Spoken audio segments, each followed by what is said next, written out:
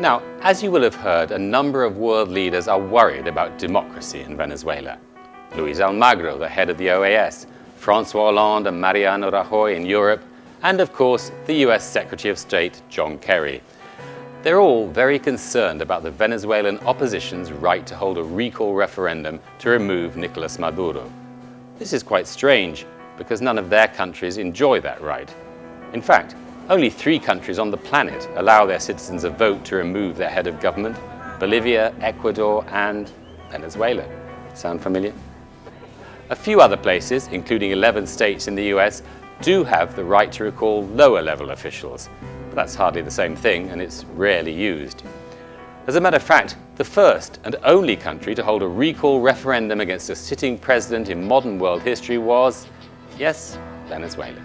Exactly 12 years ago, when President Hugo Chavez accepted the challenge from the same opposition that now wants to remove President Maduro. La campaña de Santa Inés.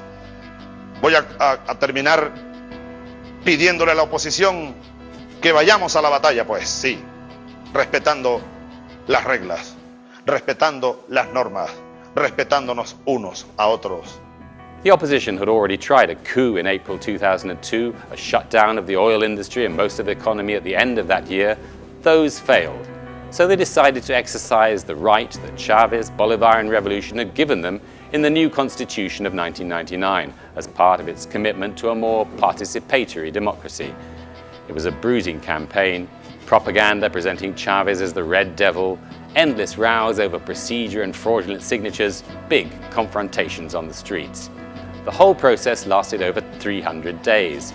When it came to the vote on August the 15th, the opposition were convinced they'd win handsomely. They didn't. Chavez won with 58%. The opposition cried foul, but all international observers, including Jimmy Carter, said the vote had been clean.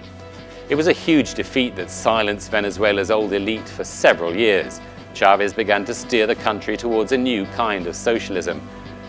Now, the opposition are at it again. They even claim to be defending the Bolivarian constitution as they invite their friends abroad to help them defend democracy in Venezuela. But could it be that Venezuela's authoritarian regime is actually more democratic than those that want to see it fall? Perish the thought.